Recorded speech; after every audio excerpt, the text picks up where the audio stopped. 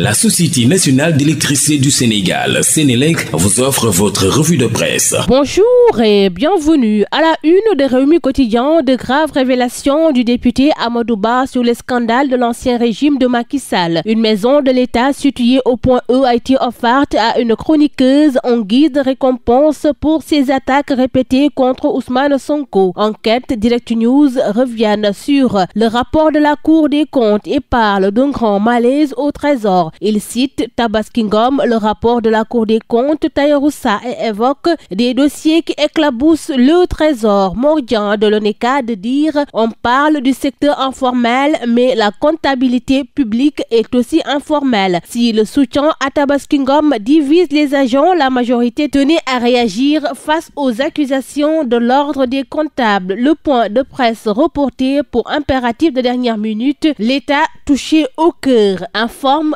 Direct News. Dans les colonnes du journal, on nous informe que le Trésor public est pointé du doigt par l'opinion publique qui soutient que c'est lui qui a décaissé. Est-ce une raison suffisante pour le clouer au pilori? S'interroge le journal. Dans cette affaire, le Trésor public a joué un rôle de banquier. Il paie les chèques et paie les ordres de virement. Il n'est nullement responsable. Il vérifie l'authenticité des signatures et la provision du compte. Il appartient au service émetteur de ces titres de paiement de faire la vérification en amont. Celui qui doit être indexé dans ces transactions en cas d'irrégularité, c'est plutôt le service émetteur. L'opinion publique semble charger des agents du Trésor alors que ces derniers, en se conformant aux règles et à l'orthodoxie de la comptabilité publique. Le Trésor public cambriolé. Selon la formule du quotidien du groupe Futur Média, les malfaiteurs ont ciblé des bureaux stratégiques situés au deuxième étage de la direction de l'informatique où les portes donnant sur le balcon étaient restées entrouvertes. Plusieurs objets de valeur ont été emportés, dont des ordinateurs reliés directement au serveur de la direction générale où sont stockées toutes les informations financières du Trésor public. L'absence de traces évidentes d'effraction à l'arrivée des forces de l'ordre est la coïncidence troublante entre le cambriolage et le décès du chef de division. Le journal révèle que le vigile en poste cette nuit-là, J.M. Niar, ainsi qu'un agent de police de la compagnie du groupement mobile d'intervention à Goudiaby ont été convoqués par la sûreté urbaine. Le procureur de la République a été saisi de l'affaire et les investigations se poursuivent pour élucider ce vol qui soulève de nombreuses questions sur la sécurité des données financières du pays. L'Observateur distingue le vrai du faux sur la requête du Sénégal visant à faire expulser Macky Sall du Maroc. Ngagne Demba Touré de dire dans Yor Bi,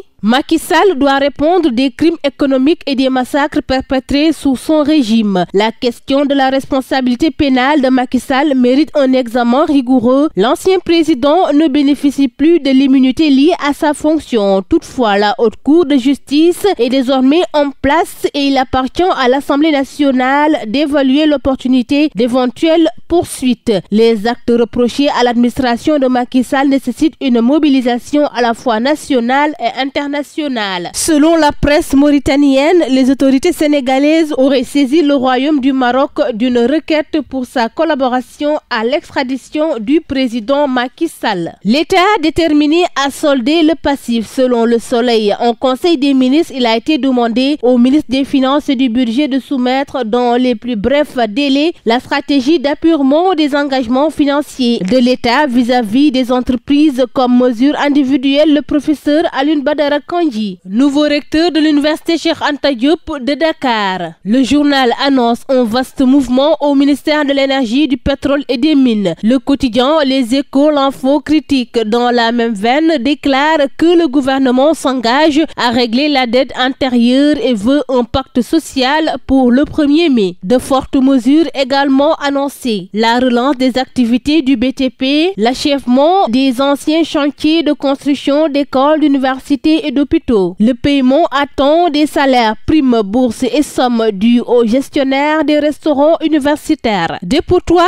d'ordures à espace ouvert, selon Sud Quotidien qui titre vers la fermeture de Mbebes. Le journal nous apprend que le célèbre dépotoir d'ordures du Sénégal pourrait devenir un espace vert doté d'un lac de verdure et d'espace de vie sociale. Tel est l'enthousiasme affiché par le ministre de l'Urbanisme, des collectivités territoriales et de la l'aménagement des territoires Moussa Bala Fofana dans sa page Facebook, en espérant bien sûr qu'il ne s'agit pas là que d'une simple déclaration d'intention déjà entendue par ses prédécesseurs, notamment Abdoulaye Diouf Sarr et Abdoul Karim Fofana. Libération s'est intéressée à l'affaire des notes gonflées à la faculté des lettres de l'université Cheikh Anta Diop de Dakar en échange d'argent ou de faveurs sexuelles. Le journal révèle les derniers aveux de l'intermédiaire Victor Mathieu Moundor Diouf, l'étudiant en master 2 qui démarchait les clients en échange d'une commission de 50 000 francs CFA par dossier a été écroué. Dans ses aveux, il a reconnu avoir négocié 4 cas traités par Doudou Faye, l'ancien contractuel de la faculté qui manipulait les notes.